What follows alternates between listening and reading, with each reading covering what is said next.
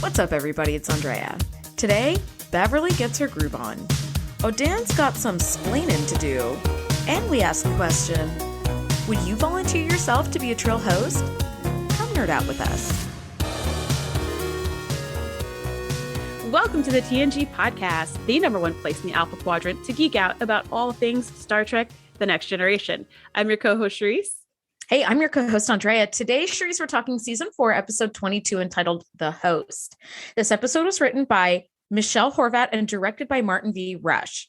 In this episode, Dr. Crusher falls in love with Odan, a Trill mediator. But after he is mortally injured, she discovers that Odan is actually a symbiotic creature that lives inside a humanoid host body. I mean, to find out that the person you love is not the person you love, and what's worse, some sort of parasite. Oh my God. Mm-hmm. The dangers of space travel and space love, I guess. You never know what you're going to... I think this is like an 11 like plot synopsis. Seriously. So much stuff going on. What are your initial thoughts on this episode? So I was so excited. I haven't seen this episode in a while, but I was really excited about this because I know it's the Trill episode, and the Trill become a big thing in Deep Space Nine. One of the main cast members is a Trill. One of the main crew members, I should say, is a Trill. And the Trill look completely different by the time you get to Deep Space Nine than they do in this particular episode. But by the time we get there, like their whole like identity is fleshed out, their backstories, how they reproduce, all the stuff is fleshed out. But at this point, it's just an idea. And it's such an interesting idea. So I was excited about this. This is also an episode where Beverly finds love. And she just, I mean, so far, she's been on a roll. Her last love interest was the guy who had the super cool healing touch powers and all this stuff.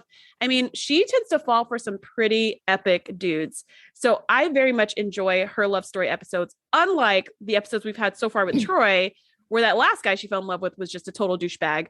But that does change. She does fall in love with some people who are like really cool people later on. Yeah. But so altogether, I was excited. I was excited about the Trill, and I was excited for another Beverly love story because she only falls for guys who are really wonderful, with the exception, I guess, of that guy who kidnapped her and was a terrorist. That was a weird crush. And then she ends up falling in love with like a ghost. But that was a very seductive ghost, to be fair. Was it? Okay. I think I've only seen that episode once, and I was like, yuck, I hate everything about this, and I never saw it again. So I haven't seen it for like 30 years. It's like one of my favorite Beverly episodes. You know, I love the episodes when she goes crazy. Like, I love those episodes when she loses it, because you get to see her acting chops of her like freaking out and unraveling and you know, pacing back and forth, and you're just like, man, this woman is so good. So that's why I love that episode. But yeah, but it's disturbing.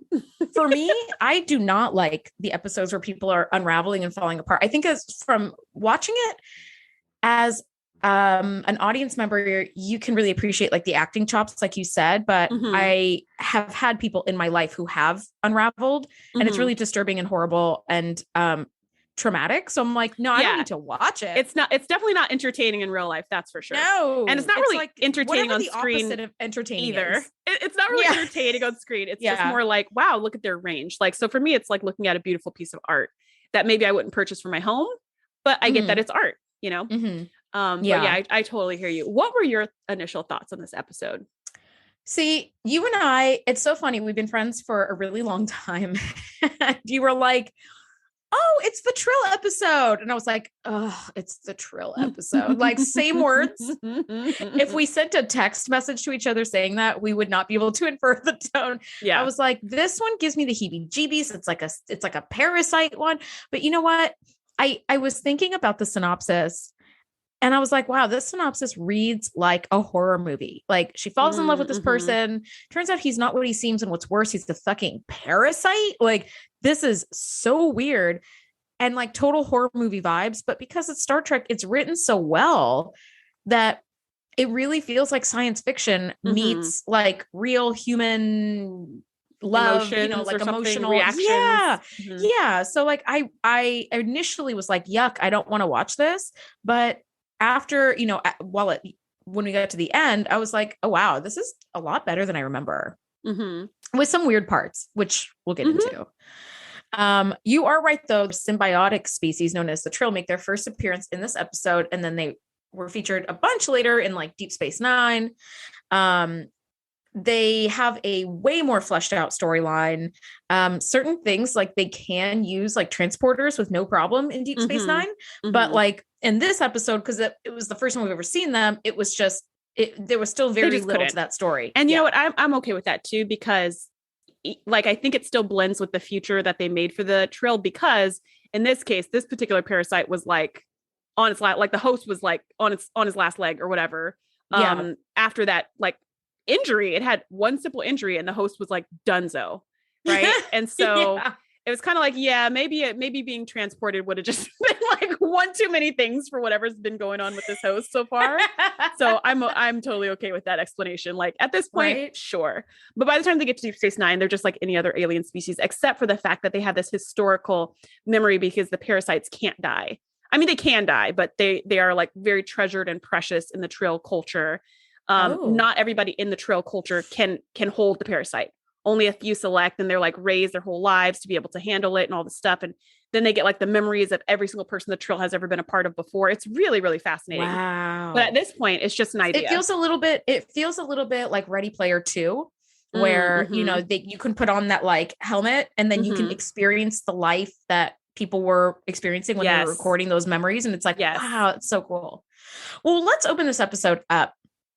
It opens with a personal log from Beverly, which I don't think we've had before, right? We haven't had an opening with Beverly before, because it felt new. I think we've had chief medical officers logs, but not we had logs, but not like an opening though. Like the episode starts with Beverly.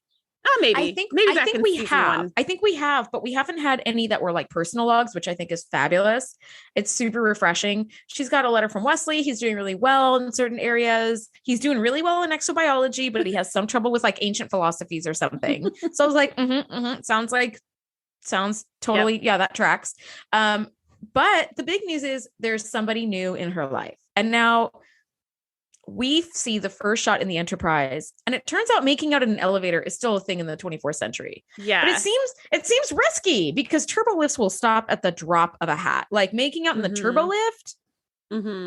That's risky. It was pretty funny. They're making out like teenagers, and it's not just like kiss. It's like, it's like, I just can't get enough of you.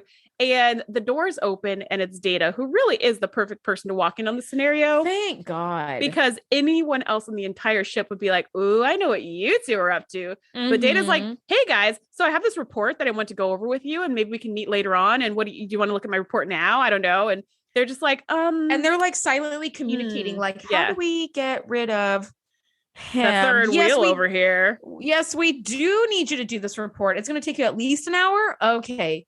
Dr. Beverly, will you set him up at the station? And then I've got a headache. I'm going to go lie down. Can you come bring me like a hypo spray in like 20 minutes? Because I can't replicate one, apparently. Yeah. So maybe that's like a safety feature on the Enterprise. You can't replicate medication. It has to be doled out by medical professionals, which is very wise. I mean, I guess it makes sense. Now, as Data is being set up with Dr. Crusher, like at this portal in the, to do whatever, do whatever the fuck. Odan returns to his quarters and he's standing in front of the mirror, and you see his stomach start to protrude. And I was like, conspiracy! Like, that's what I thought immediately. I was like, it's conspiracy throwback. I had 3 thoughts back to back. One thought was conspiracy, and I was like, it's Commander Remick, but like I knew this was the Trill episode. But had I not known this was the Trill episode, I would be like, what the F is going on they're back right now? They're back. My second immediate thought was Alien. And then the third thing I thought was Matrix. There was that scene when they put the bug into Neo, but it turns out to be like a real bug, and it's like this creepy thing that looks like a T4 bacteriophage. It looks like a T4 bacteriophage. It does. And then suddenly it becomes this crazy metallic scorpion that goes into your body and who knows what. And those 3 thoughts came to me in quick succession. But the look on Odan's face as he's just like hypospraying it or whatever was like doop doop doop doop doop, like he was watering plants. And I was like, sir, your stomach is bulging right now. I need some kind of reaction other than like a and like he's brushing his teeth. I mean, just it was like a sonic shower. Couldn't be any less exciting. And I was like, it was just who he was. And I feel like he was feeding it. I don't know what the F he was doing, but how did Beverly never see that before? All the times that these two have boned, she never saw some weird thing protruding from his stomach. Yeah. Like, what the heck, Odan? What the heck? And Yes. like, I totally agree with you. Like this was a love story. It was a beautiful episode, but they could have easily taken this into a really creepy direction. I mean, we saw how creepy that one scene was from the episode when they couldn't sleep with the like night corpses terrors that all set up. And we were like, oh my gosh, get out of there, get out of there. Like that was so creepy with just one simple thing that didn't have anything to do with creatures inside of the body. Yeah. But somehow they made this not horrible. Like this part was horrible, but the rest of the episode, you weren't like scared at all. So that was pretty impressive. I agree. And that's what I think is so wonderful about this episode. It has the potential to be a horror story, and it's not. And it's actually really cool. Now, Dr. Beverly has clearly spent the night, because the next thing we see, she's brushing her hair and Odan's got a different outfit on. He's got his like, he looks like he's going to go do the like jujitsu class that Worf is doing. He's got like a white kind of a robe. Yeah.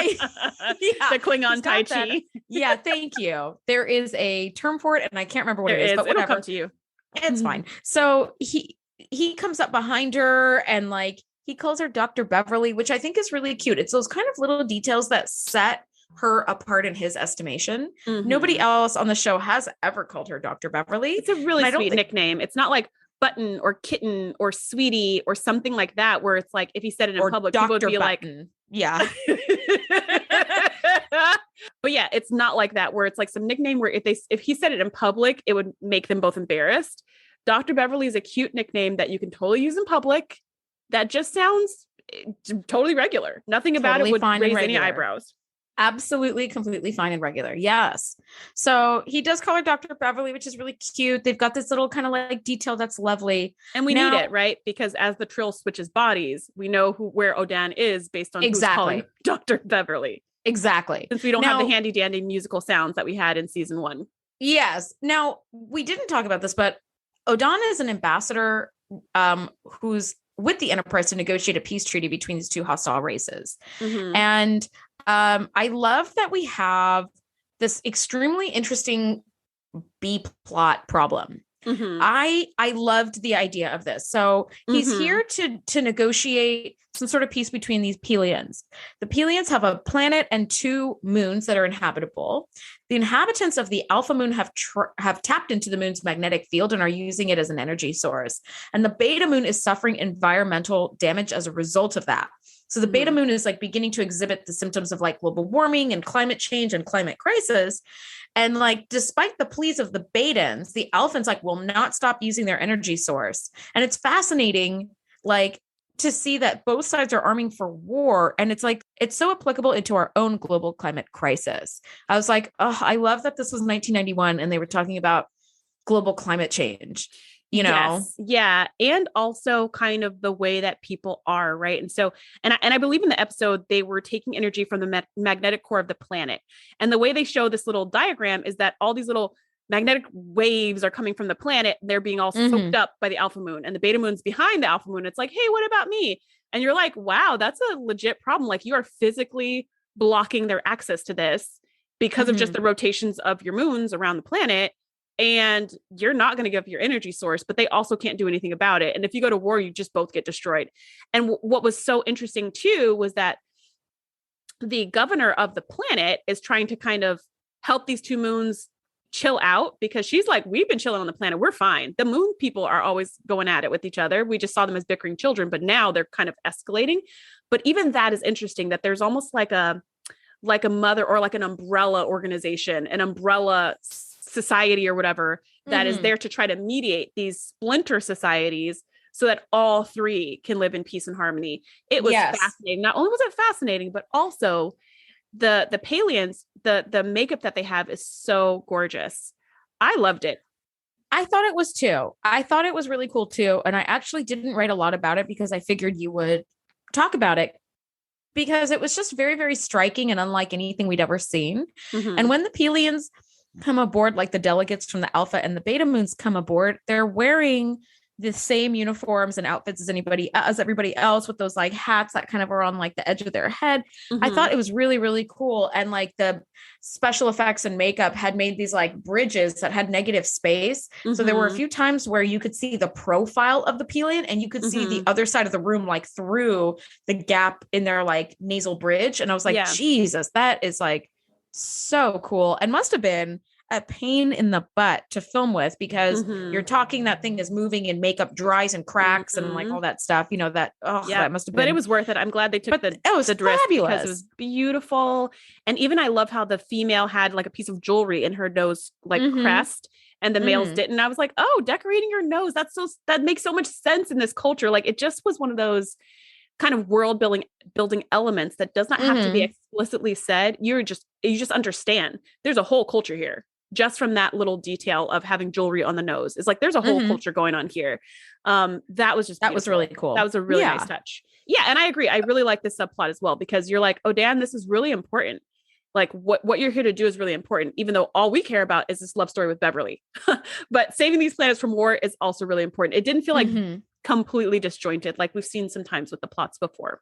Yeah, absolutely. No, it was really, really neat. It was a very original like plot. And I thought that the problem was really complex and lovely. And I wish we would have seen like how they would have actually agreed to to a cessation of hostilities. Like, I was like, what could you guys offer? Yeah. What could you offer like the Alpha Planet to stop using their energy source? Like, or share or anyway, whatever. Also, before we get all this exposition and all this explanation, Beverly and Odan have to head over to the observation lounge. And I'm just giggling because they're making out in Odan's quarters when Picard calls Odan, and then Beverly's like, shh, shh, shh, like trying to keep herself really quiet, which I just thought was so funny. She's like literally so like teenagery. Yeah. She's like biting her fingernails. Like, I hope he doesn't hear that I'm here or something like that, which if they weren't making out, who cares if he heard, right? Like if they were just happened to be in the same space. I was hoping that Picard wouldn't be like, Dr. Crusher, we need you too. And she's like, I'm here, Captain. And like Captain hears her voice coming through like Odan's badge or whatever, where it's there's like an echo.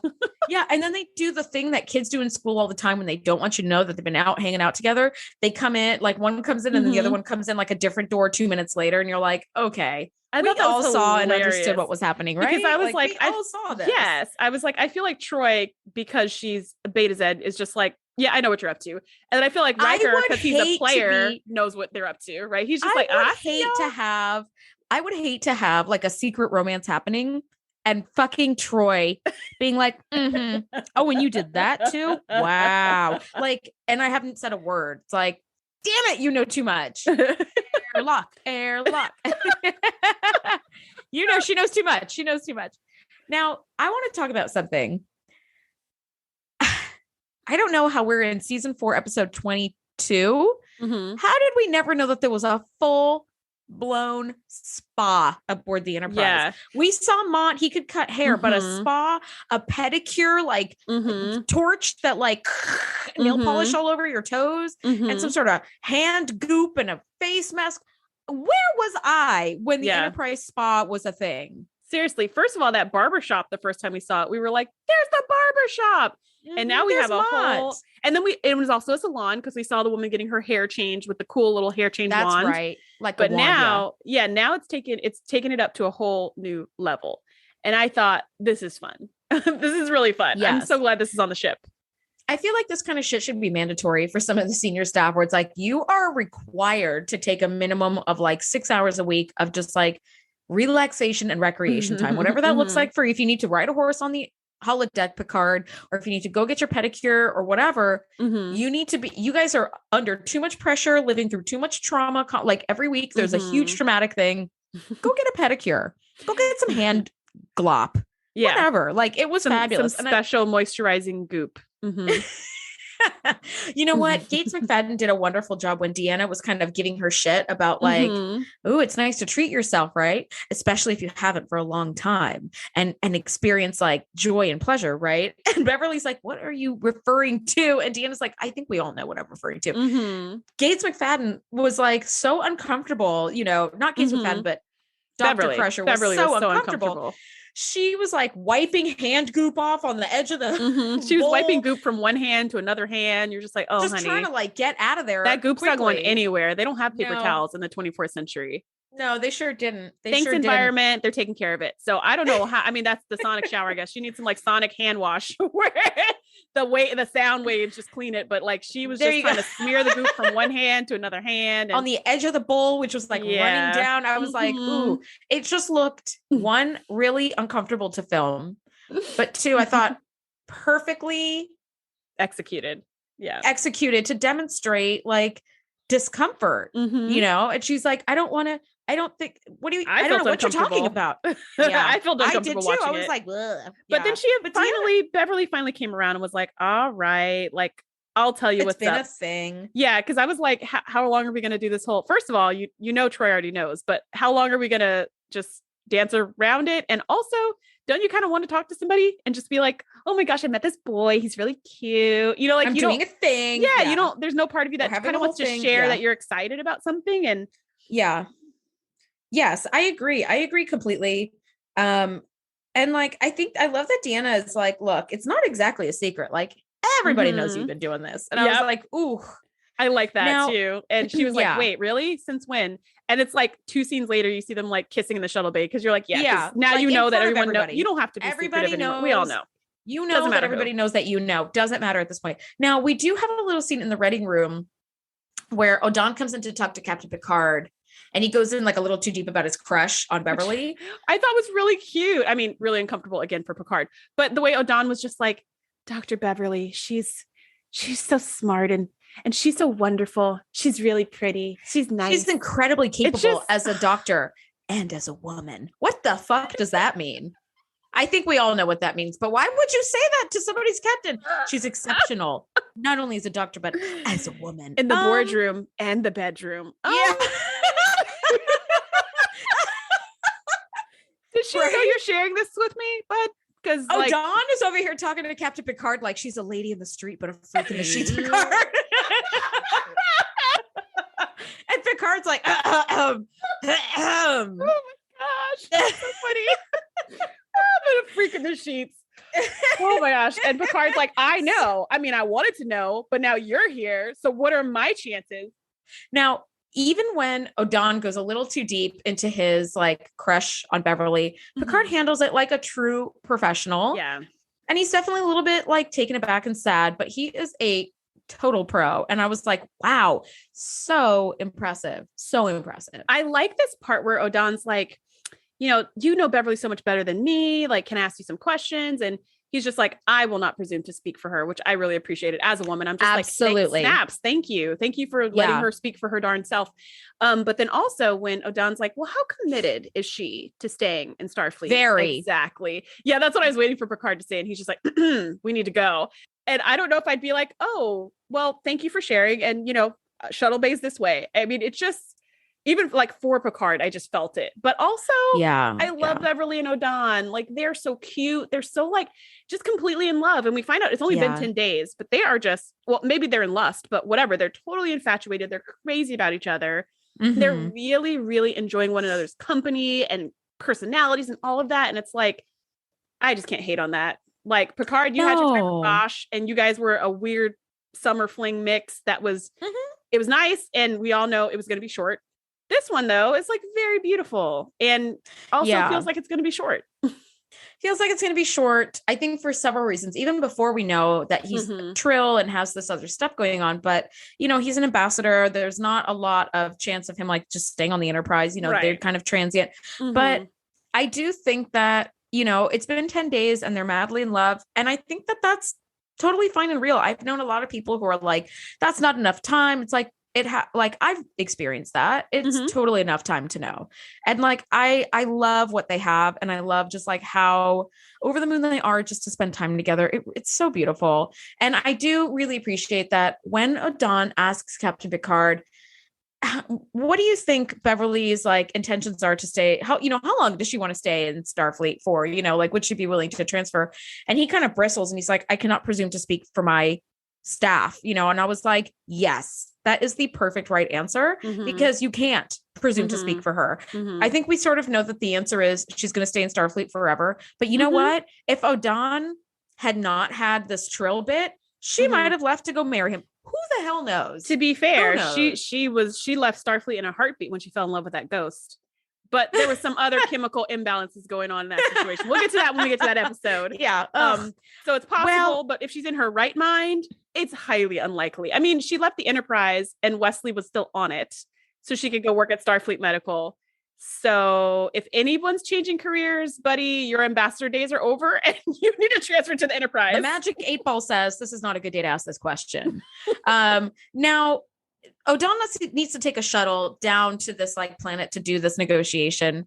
But at first they're like, oh, you can transport right down. He's like, nope, I can't transport. It feels very Dr. Pulaski. That's exactly what I thought. I was like, what is his deal? Until I was like, oh, the Trill will be damaged. Like until that moment, I was like, is he really like anti-technology? Is he really a boomer? Is he the like, I don't trust this? Is he, does he really not trust this bit of technology? But then later on, it's like, oh, okay, like that. Yeah. There's a whole other reason. There's a whole thing going on here. Mm-hmm. So he does take a shuttle down, and I gotta say, beyond the Trill and the really cool B plot, I like to think of this episode as the Riker over volunteering for shit episode, because he volunteers to pilot this fucking ambassador down. Don't you have ensigns and pilots and a slew of other people for this? By the way, I don't think we saw Geordi at all in this episode. Now that I think of it, true. He may have been on vacation during this week.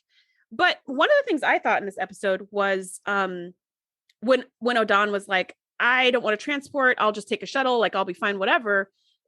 Governor Tryon was like, hey, they're really hostile. We cannot guarantee your safety. If you try to take a shuttle down, there's a high probability they're going to shoot it out of the sky. And he's like, I'll take my chances. Thanks. Bye. So I thought, well, that's ridiculously reckless for no reason whatsoever. They have to like probably keep a transporter lock on him just in case someone tries to blow the ship up so they can transport him. They sure do. That's what I was thinking. And then when Riker volunteers, I was like, well, this is even dumber because you're the first in command after Picard on the whole freaking Enterprise. Why are you flying the shuttle? Which, we all just said is a ridiculously dangerous idea.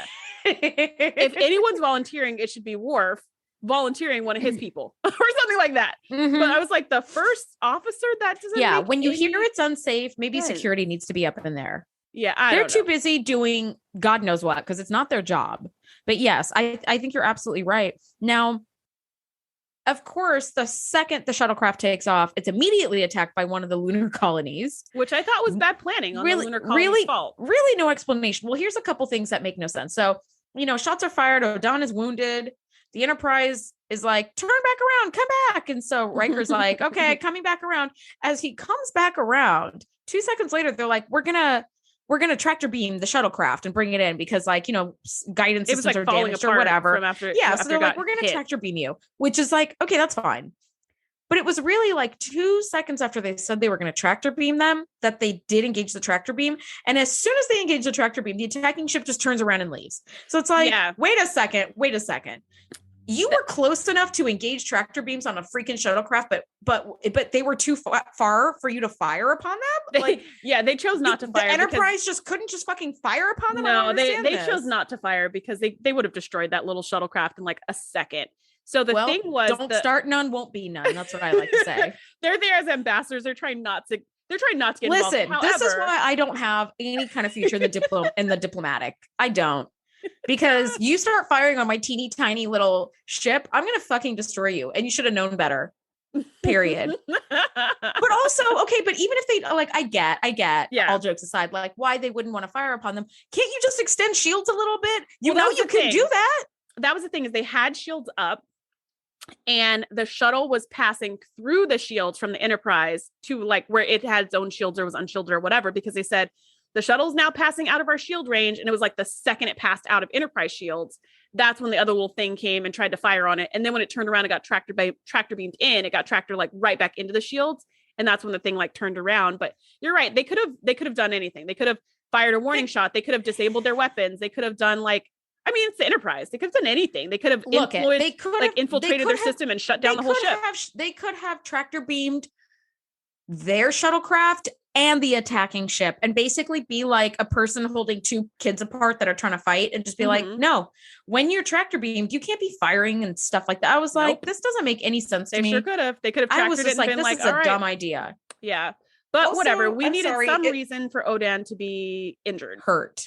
Yeah. And this was he is hurt.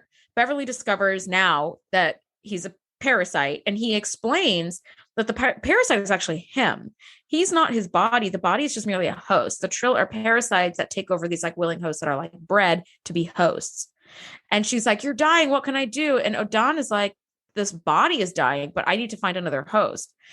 And because Riker's volunteering for everything, he's like, I'll do it. And then the next thing you know, he's like going under the knife. And I was like, okay, Riker volunteers for too much damn shit. Don't be volunteering to go onto a Klingon vessel for no good reason. Don't be volunteering to fly into some a war really zone. hostile. Yeah. There's no reason for this. This isn't his first time volunteering to fly to a war zone, by the way. You know what? And it won't be his last time. I feel like Picard should have been like, number one, you've done enough. Like your punch card has been punched like 20 times this month. Like you're good. He will volunteer for anything. Okay. I do love that Data volunteered first because I don't know. I just thought that was really sweet where he was just like, he needs a new host. What about me? And Beverly's like, no, has to be human. And then Riker's like, I'll do it. And I put in my notes, wow, this crew is super brave. We already have 2 of our 7, 9 bridge officers or whatever volunteering their bodies. And I put in all caps, I would not volunteer my body. And then I put in regular case, would you, Andrea?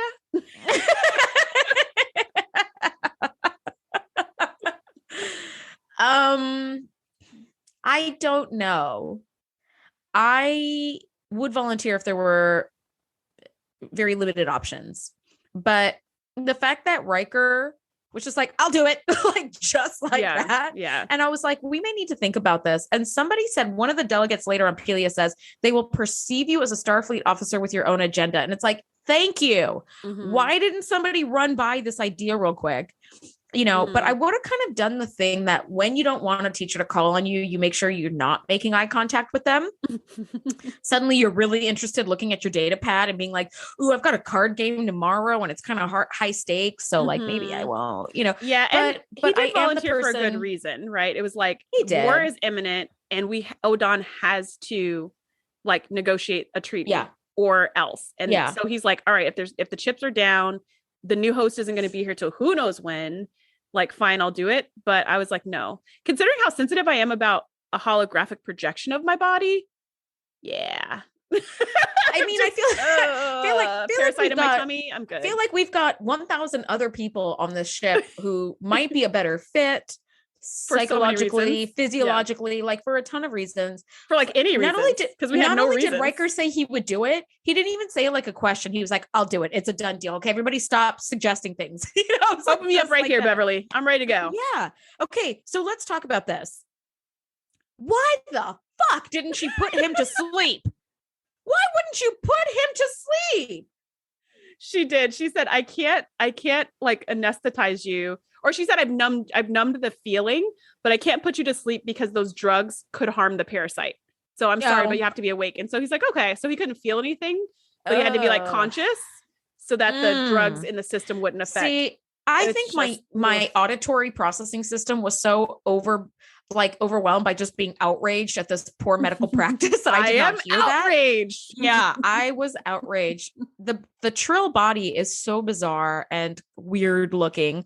But very cool. It looked very cool. Gross. The prop department made it as a cross between a caterpillar and an octopus. And I could totally see that.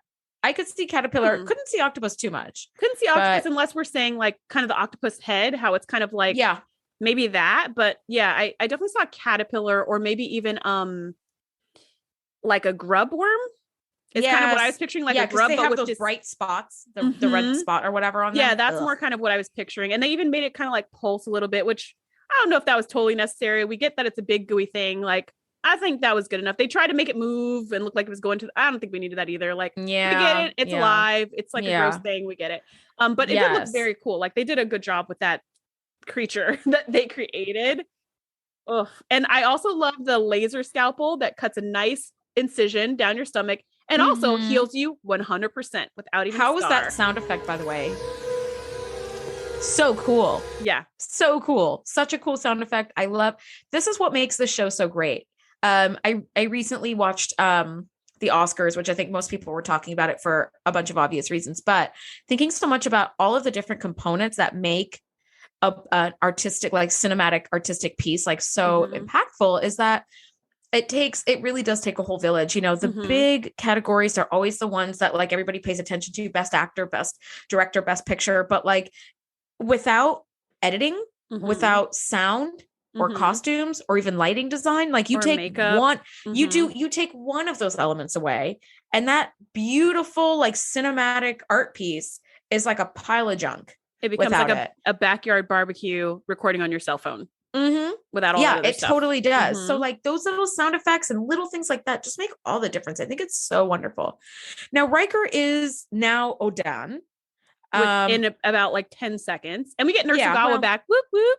And she is back. Hey, Alyssa. she's measuring his like vital signs and his neural patterns, because that's really how these Trill parasites work in this episode, is like they take over the host's mind. And seemingly at this point of the Trill's life cycle, they take over the host's mind completely. Like they just push Riker to the side or put him in a box or who knows what. And now it's just Odan completely, right? We don't get any Riker kind of peeping through. Which is fascinating. So Nurse Ogawa was like, do. Okay, his brain activity is high. Okay, now it's coming low. Now it's normalized. Riker's opens his eyes because it was like his eyes were rolling in the back of his head. He opens his eyes and he goes, Dr. Beverly. And Beverly's like, ugh. Because at first she was like, yes, you're okay. Like you're good. Like you're healthy. The transfer worked. So she's kind of got this look of relief and kind of happiness. She has a little smile on her face. And the second he says Dr. Beverly, her smile just drops. Because now it's like, what? He says, you look tired, Dr. Beverly, and kind of like touches her arm or her face. And her face said it all, where it's like, oh God, because Riker is a terrible person for this position for her, because she's known him as like a brother for all these years. It's like, dude, no.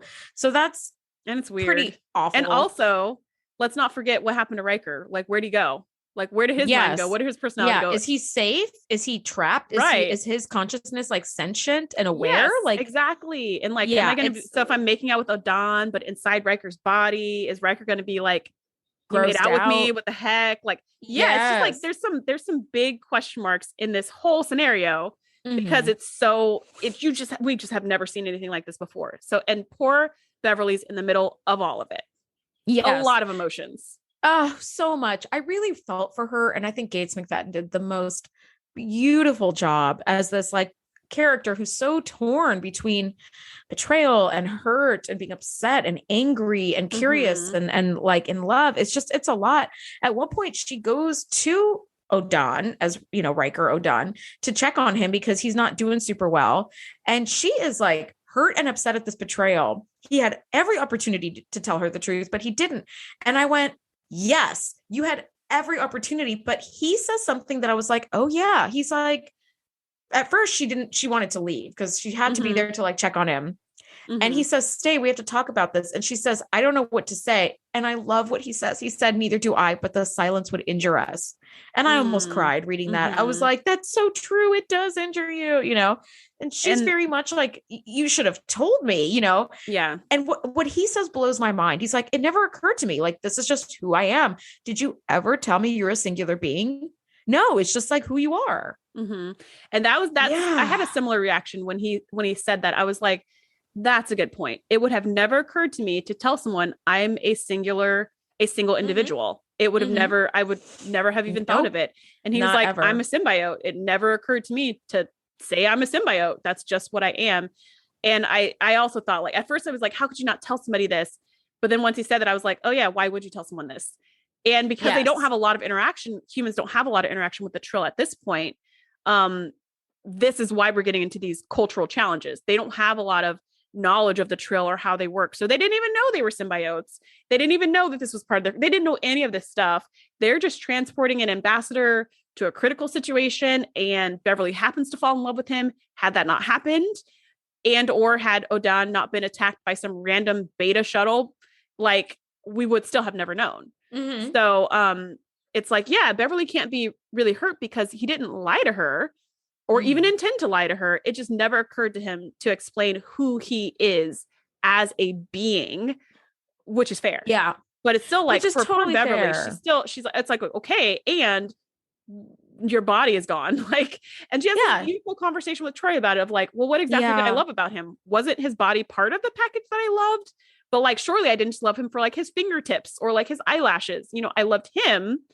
But if you put that in a different package, does that change the love? Does that make me like shallow, or what did I love exactly? It's very confusing. It's very confusing. And I love that, like, we can all understand why she's feeling the way she's feeling, you know? And I think that time in 10 Forward with Deanna was really beautiful and touching because Riker does walk in and he's like staring at Beverly longingly. And Deanna's like, I really loved my father.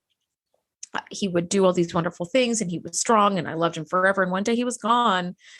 And I would do anything to have just a moment more with him and feel his arms wrapped around me and holding me.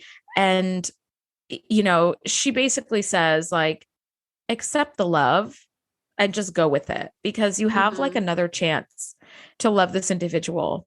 And I thought Deanna was such a fucking MVP in this scene because we know this is not like her, but she could have been like, yeah, I totally get it. It's super weird. And he's Mayim Zadi. And like, this is hands off, you know? Yeah, it's weird. He's in another body. Like, you should wait for him to get in his final host. What about Riker? And also, I'm in love with Riker. And like, this is going to affect your professional relationship moving forward. There's a lot of stuff she could have said to be like, yeah, Beverly, you're right. Stay away from him. You're probably right. Is a no-go. Yeah. But what she said was, you have a chance at love. Take it. And Riker would be happy for you. Which he would be. He would be. And when she says it, it's like, that's a really good point. Like everything you said is a really good point. Like she is turning her back on something she has already expressed that she deeply appreciates and really wants to continue to enjoy. Yeah. Yeah. And it's an impossible situation with no wrong decisions. So sweet. No, none at all. Like I thought it was really lovely. Now, while kind of this starts to happen, Riker is doing his work with the delegates. He's doing this negotiation, but his body is starting to reject the parasite. So they need that Trill host like ASAP. But Odan is given some medication and we'll have to wait for the new Trill host to arrive. But it's like in 18 hours, like it's coming in a while. And then we get the new host in like an hour. Like he's fading fast. Yes. And we have this like fantastic like agony scene where both, you know, Odan Riker and Beverly are in their respective quarters and they're kind of doing the like, I can't sleep, I can't eat, I'm thinking of you. I'm just, you know, where Odan is like, computer, location of Dr. Crusher. And the computer's like, Dr. Crusher is in her quarters. And then he doesn't go, like he's just consumed by thoughts of her. And it's so lovely. And she's doing the same. And then she shows up to his quarters because she wants to, in air quotes, see how he's feeling. That's what the kids are calling it these days. Well, Can I see how you're feeling? Yeah. I love how when you're doing something that you maybe know you shouldn't be doing, you come up with like the flimsiest effing excuse in the world. Like, I needed to call my ex because I need my CD collection back. Like, do you that badly though? Like, no, you don't. Do you even use CDs anymore? No, you don't. You don't. Right. So definitely don't. I think this tension was like played so expertly between both actors. It was incredible. And he said something like, Beverly, I want you. Like, if you don't want this to go anywhere, you should leave right now. Yeah. And she was like, I'm not going anywhere. And like, they just fall into each other. And I was like, really sweet. Oh, it was so That was really sweet. I love that line. I love that scene. This was the opposite of Troy and the douchebag who was like rubbing his fingers through her hair. And she's like, I want you to leave. I want you to go. And he's like, you want me to stay. And you were just like, yeah. And he's blowing into her like, yeah, like, dude. Yeah, it's like nauseating. This is the exact opposite. This is like consent times a million. He's even saying like, I want you, like you should leave if you don't want this. And she's just like, I'm not going anywhere. I came for this. Like it was just beautiful. And also I thought to myself briefly about the actors like Jonathan Frakes and Gates McFadden, if this was weird for them, because they had been acting side by side for several years at this point. For like 3 years, if you take out the year when Gates McFadden wasn't on the show. And it's like, was this awkward? And I kind of was thinking back to Harry Potter, the movies where Ron and Hermione, spoiler alert, Ron and Hermione kiss in one of the movies, but the actors who play Ron and Hermione were friends from like age 9 and totally felt like siblings. And it was the worst moment for them in the history of all of the movies was the scene where they had to kiss. Really? It was like traumatic. Like they talk about it to this day where they're like, oh, that day we had to kiss. Oh, because like it's a show. So they have to kiss over and over and over and over until they get the right kiss. Yeah. Like they were dreading it. They were like, and it was just horrible for them because they're like siblings. And because they're playing love interest on TV, everybody's like, hey, you two are a thing, right? But they have like no romantic interest in one another whatsoever. Yeah. And I thought like briefly about Ron and Hermione in this scene with like Beverly and Riker kissing. Like, I wonder if the actors were like, well, we're going to suck it up and do it because it's like acting. But on the inside, it's like, I'm kissing my brother. Oh, this is kind of weird. I wonder if it was easier because they're adults because in the Harry Potter movies, those actors were like, what, like 18, maybe? Like they were just still kind of kids, where these people are in their 30s or more. And, they're pros. So I still think it'd be uncomfortable. It would be. Like, it would just be less awkward.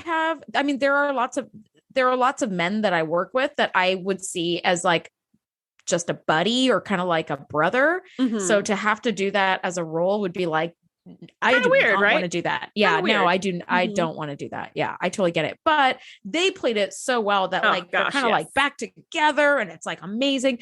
Now, these final negotiations are underway, but Riker's body is breaking down fast. And Odan makes Beverly promise that he will be removed from Riker's physical being at the end of the day, like no matter what is happening with the negotiations, because Riker's body can't sustain the Trill any longer. Yeah. Mm-hmm. His body just can't sustain it any longer. So Riker will die. And since Riker has no say in the matter at this point, like, yeah, we need to respect that. Like, we should look out for what's best for his body. And again, this shows that Odan is such a good guy, right? You just like this guy so much. Such a good parasite. He is. He's like, put me in a jar. If I die, I die.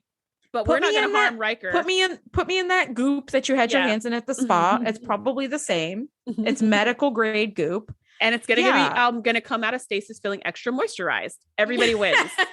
Everybody wins. Now, there was this really lovely moment where Beverly's like, okay, I promise. Even if it means Riker could die, Odan could die, she does promise. And I was just so softened by this thing that Picard said to Beverly as she was walking out. He said, Beverly, whatever else I may be to you, I am your friend and I can only imagine what you're going through. And I'm here for you. And I was like, oh, and she's like, so beautiful. She just falls into Picard's arms, boohoo crying. Now that Riker Odan has gone off to finish the negotiations best as he can before Riker needs to go into immediate surgery. And it was really sweet just to see her like being vulnerable, but also to see Picard being a shoulder to lean on, despite the fact that they have a sketchy history with their own love interest with one another. But for Picard to be a shoulder to lean on in just a really platonic way was very beautiful and offering his strength. I really loved that scene. I mean, this whole episode was beautiful, but yeah, that was really lovely.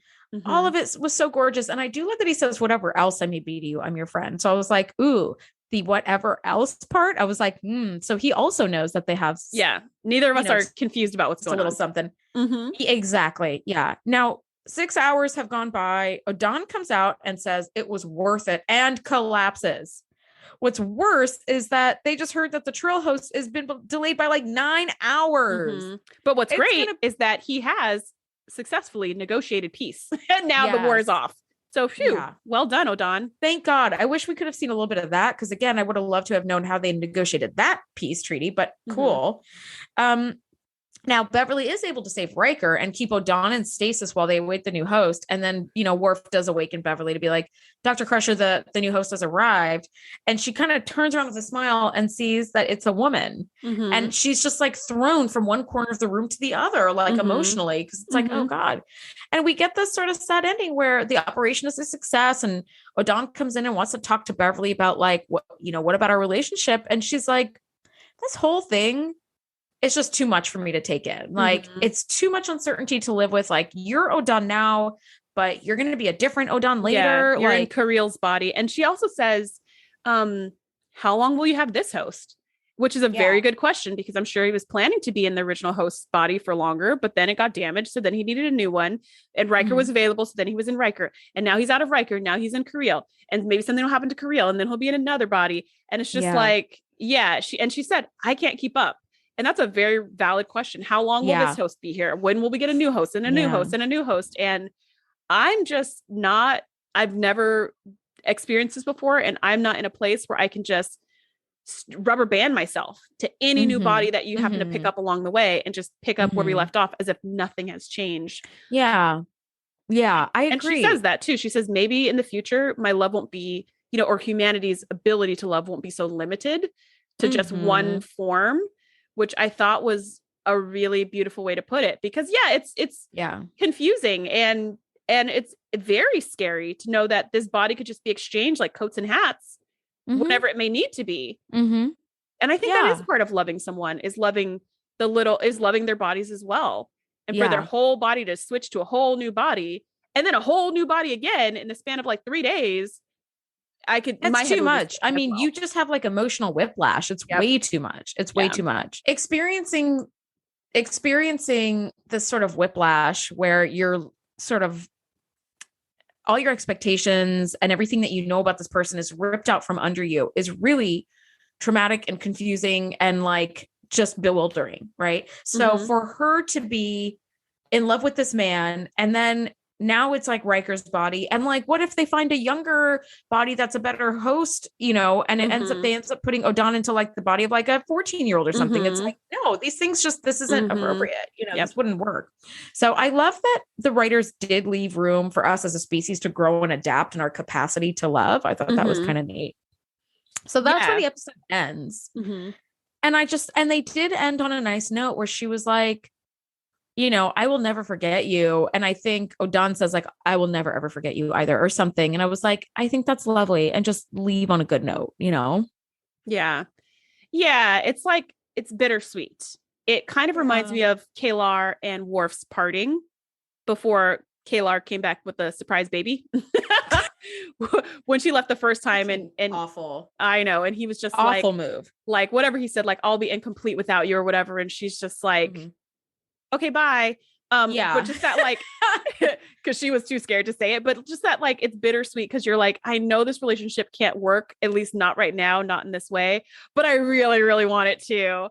But I get it. So it's like, there's no hard feelings. And also it's just a little sad. And that was definitely this, where you're just like, Beverly cannot keep being with someone who just switches their body whenever they need to. It's really hard to wrap her head around. So this relationship just can't make it.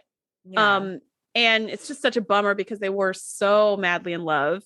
And now they both have to like kind of grieve that loss. So my final thought of this episode was this was just beautiful. It was beautiful. So far I'm just loving Beverly's love interest. They are wonderful human beings / aliens. And it's always such a bummer when they don't end up together in the end. It is. Well, I had some trivia on Beverly that I didn't want to drop until right now. Did you know that at the time of filming, Gates McFadden was 7 months pregnant? No. So we never saw her torso. They used all these different filming techniques to kind of conceal her abdomen. Like she was sleeping with her head like up on like the operating table, or you would just see her from like the chest up, brushing her hair. Like she was like sitting on the bridge, pregnant. But you can only see her like face. Yes, because her lab coat kind of covered. Yeah. So she was very pregnant. And I thought, this is a woman who's like, you see pictures of, I've never been pregnant. And I've never wanted to be. So that works out really nicely for me. But you see pictures of people who are pregnant and like, here I am 3 months pregnant and here I am 9 months pregnant. And they look completely wildly different. Their faces have spread and all this stuff. Like Gates McFadden didn't have any of that. She looked exactly the same. And I was like, geez, Louise lady, like, I don't know if it was makeup tricks or not, but like this woman was not rolling around like horribly pregnant, where you were like, even if I can't see your torso, like something is different about you. She just looked the same. And I think that the crew did an incredible job of like concealing her abdomen so it doesn't take away from what's happening in the story at all. Which it absolutely would, unless they pulled a like Troy got impregnated by a light beam situation, but they'd have to do that for her whole pregnancy, which would be silly. And then we need like a baby on the show or something. So I appreciate that too. And I actually really love when women get pregnant on shows like back in the 90s or whatever, and just like kept working. They didn't have to be written off the show or anything like that. It's like, no, we'll just put a bigger shirt on and like move the angle of the camera. We're good. Yeah. You could be carrying you could be carrying a potted plant and then like a box and a birthday cake. You could be, I remember this one, I love CSI and I was watching one of the versions of CSI and one of the women got pregnant and they just left her in the lab. She just didn't go out to crime scenes for like several months. And then when she was pregnant, her character got pregnant, which was fine because her character had just gotten married, like not too much before that. So you're like, oh, great, she's pregnant. And since she was super pregnant, they just showed her real body and was like, oh, she's going to go off on maternity leave. So she just did that in person and her character on the show. And it made all the sense in the world. That's wonderful. Yeah, it was great. Sometimes it doesn't make sense. Like in this case, it doesn't make any sense for Beverly to suddenly be 7 months pregnant. But I love that she was able to still work and be amazing and be fabulous. She was fabulous. She is fabulous. Yeah. I appreciate that is an option for women. That was not always an option for women. I love that. Well, this episode has been a hoot and a half. Next week, we are talking season 4, episode 23, The Mind's Eye. Thank you guys so much for listening as always. Shereese, thank you. We will see you all next week. Bye. Thanks for geeking out with us. Be sure to join the crew at thetngpodcast.com to be the first to know when we do our live shows or host events exclusively for our members. We'll see you next time.